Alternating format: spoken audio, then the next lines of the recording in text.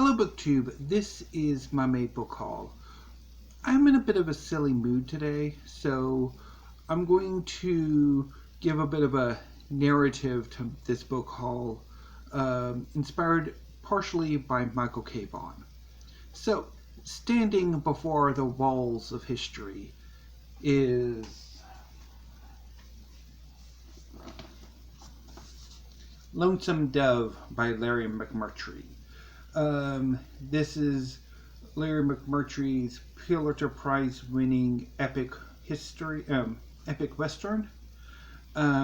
It's about a group of former Texas Rangers who have since gone into ranching. They have a ranch near the Mexican border, or at least near enough to the Mexican border that they can launch cattle raids into northern Mexico. The partners who run the ranch decide to migrate north to, I think it's Wyoming. So the bulk of Lonesome Dove is the story of their trek from near the Mexican border to near the Canadian border. I picked this novel up for June on the Range, a booktube reading event taking place next month in the month of June, created by Michael K. Vaughan. And while I'd initially intended on passing because I have no westerns in my collection, except for maybe one or two weird westerns, but I decided I wanted to participate and pick up Lonesome Dove because I do want to have another go with it. I've tried to read it a few years ago and didn't quite get on with it, or there was something else I wanted to read at the time or something, but I do want to read Lonesome Dove, so picked it up. Sent to skirmish with Lonesome Dove and Larry McMurtry is Tom Holland. Though not that Tom Holland. I'm talking about the historian Tom Holland. I picked up two of his histories from Book Depository. The first is Persian Fire. This is his history of the Persian Wars, the wars waged between an invading Persian Empire and the Greeks. And also Dominion. Since this is the UK trade paperback, it's The Making of the Western Mind, which is his history of Christianity's influence on the West. Forming the Wall of History is Aftermath, Life and the Fallout of the Third Reich, 1945 to 1955 by Harold Jahner, and translated by Shaun Whiteside. This is a history of the 10 years following the end of World War II, and I'm quite looking forward to it.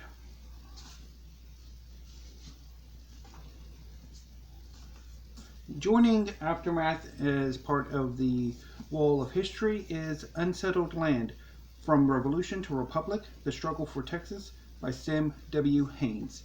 This is a history of the Texas Revolution, or the Texas War of Independence, from Mexico. And probably its aftermath. The next 8 books, yes, 8 books, I picked up from the University of Chicago's Great Epic Sale, which, if the catalogs were not forming part of the tower I'm using to hold my tablet, I would be waving the catalog around, but it's busy, so anyway. So the 8 books are, starting with American history, We Have Not a Government, The Articles of Confederation and the Road to the Constitution by George William Van Cleve, which is a history of the Articles of Confederation and how dissatisfaction with the Articles of Confederation led to the writing of the Constitution.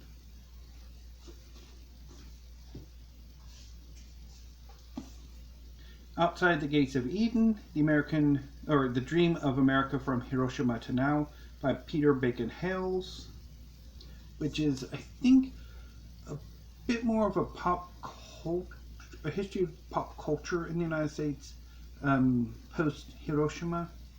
But yeah, I'm really excited for this one.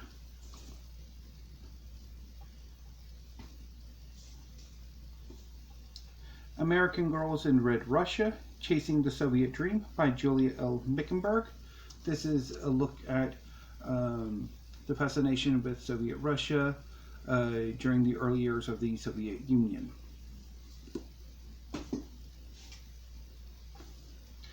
The Polarizers, Post-War Architects of Our Partisan Era by Sam Rosenfeld.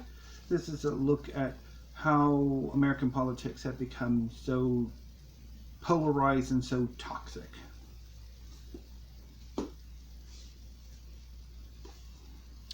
Newsprint Metropolis, City Papers and the Making of Modern Americans by Julia Guarneri,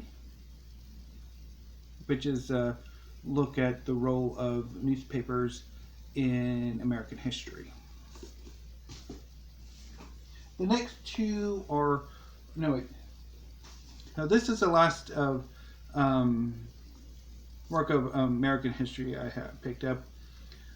This is Between Mao and McCarthy, Chinese American Politics in the Cold War Years by Charlotte Brooks. This is a history of how Chinese Americans navigated the racism they had to deal with in the late 40s and into the 1950s, because for some reason some Americans forget that Chinese Americans are not citizens of China and are not responsible for the policies of the Chinese government, whether those are positive or negative. And in these years, that relationship was rather negative. And in fact, in the early 50s, the US and China were at war in Korea. So that's largely what this book is about, how Chinese Americans navigated this racist response. In the book, I think, looks specifically how the two major Chinatowns, the one in San Francisco and the one in New York, handled the crisis, which I'm really looking forward to. I read The Chinese in America by Iris Cheng this past weekend, and really looking forward to reading a book that is a bit more in depth in some of the areas that she covered. The next two books are works of British queer history. First is A Very Queer Family Indeed, Sex, Religion, and the Vincents in Victorian Britain by Simon Goldhill. This is a family biography of perhaps one of the queerest families ever. I think the children of the family, I don't think there was a straight one of them, or I don't think any one of them was fully straight.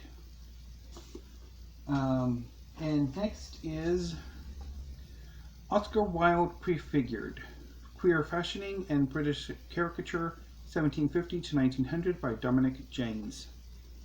This is a look at pretty much queerness in Britain beyond Oscar Wilde, and also how Oscar Wilde sort of figured in, I think.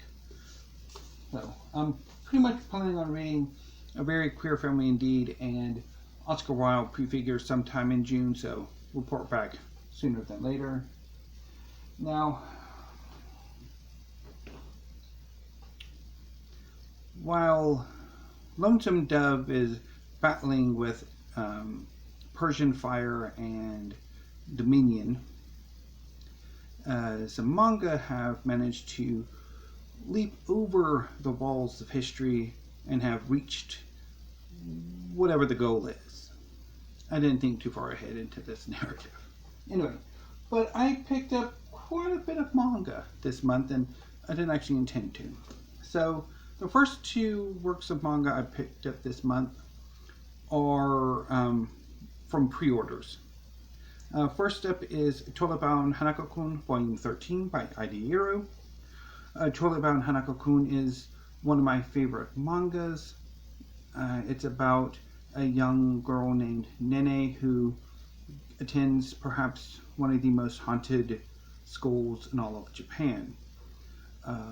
One day she hears that if you go to a certain bathroom and perform a certain ritual, she can summon the Totally Bound Hanako-san spirit and ask a wish. Nene performs this ritual and is instead of being met by a female spirit as is traditional in the Hanako-san myth, she instead encounters a young boy, and he grants her wish, and it doesn't turn out quite how she wants it to. So he rescues her, and Nene becomes bound to Hanako-kun, basically becoming his assistant as he works to corral and regulate the other hauntings or mysteries in the school. And it is a fantastic series. I've loved what I've read of it. I've dipped into this volume and I'm loving it. And I really want the whole of this series so badly. And I also picked up, in that same order, Eden Zero, Volume 16 by Hiro Mashima. This is his follow-up work to Fairy Tail, although not a sequel. Although there is a sequel to Fairy Tail, which I will start collecting after I've collected all of Fairy Tail. But getting back to Eden Zero, this is the story of a young boy or a young man named Shiki who has lived all of his life on Granbell, a planet populated by robots. It's a tourist attraction planet that hasn't seen a visitor in ages. One day, a young woman named Rebecca and her Exceed companion Happy come to Granbell to film some videos. She is a beekeeper. The robots of Granbell seem to malfunction and try to kill Rebecca and Happy. Shiki saves them and escapes Granbell with them and goes on adventures, primarily to seek the giant space goddess mother, but other adventures interfere. I've read the first 7 volumes of Eden Zero and I'm loving it, and I'm pretty much with volume 16. I'm going to catch up because I'm now caught up with Eden Zero. Both Totally Bound Hanako-kun 13 and Eden Zero 16 I picked up through pre-order from Pals, the storied independent bookstore in Portland, Oregon.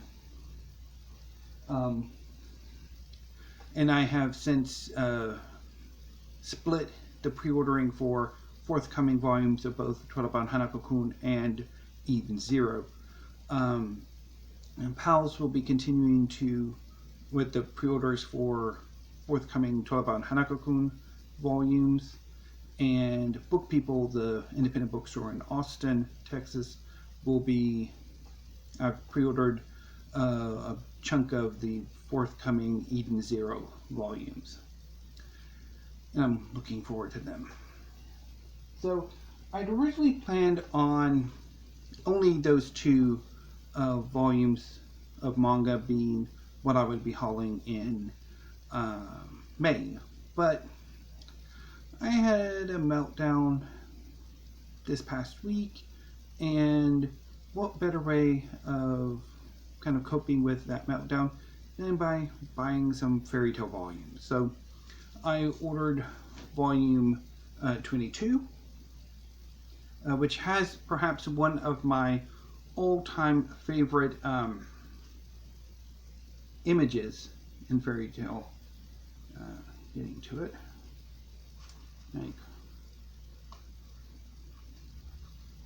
Now.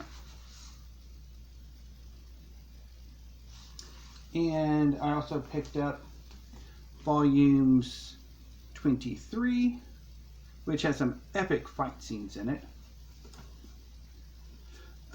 24, which starts one of my favorite arcs.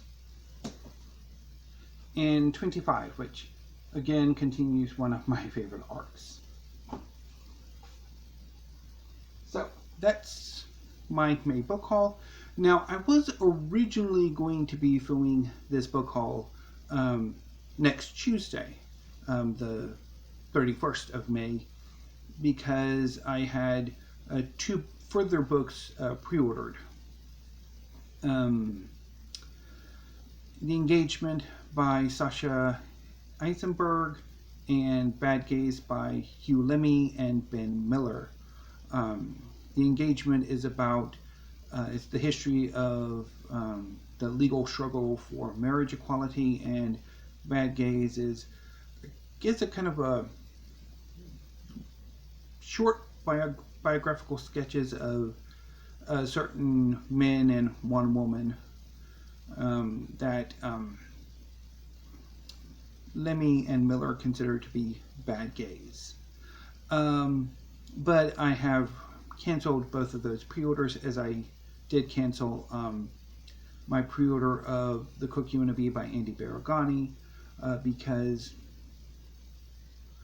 coinciding with my meltdown last week was a pretty significant financial hit. So I had to be a bit more cautious about the books I'm picking up, particularly the really expensive the cookbooks and histories, which do tend to be rather expensive. Although, yes, I did order 4 volumes of Fairy Tale in that rough time period too, so anyway. But I kind of thinking about, both The Cook You Wanna Be, which I touched on yesterday in my cookbook video, cookbook focus video yesterday, but also with Engagement and Bad Gaze, of really being a bit more intentional and really kind of looking into whether I should take my time and really look into the books before I buy them, because they are expensive. So, yeah. Anyway, so that was my May book haul. So next month, I'm a bit down on history at the moment, and you'll see why later on tonight when I do weekly reads. But yeah, so at least for right now, I'm only going to be hauling at least 2 works of history. There's one that's I pre-ordered from Book Depository, which is on its way, and one of the 2 co-winners of the recent Pulitzer Prize in History. So next month I'm looking, so far right now that's no guarantee how things will shape up, but right now I'm feeling an urge for fiction and for manga. Like, I want to go on a bit of a manga buying binge. So next month will probably be very heavy in the fiction and certainly in the manga. So anyway, BookTube, I will go ahead and sign off for now. Oh, well, but first I do want to do a Steve Pyramid, or at least attempt one. We shall see if it works. I may not be able to get it in my hand, but it'll at least be on my lap. And assuming I don't damage the dust jacket on Aftermath. So, the Wall of History, which has now become a Tower of History.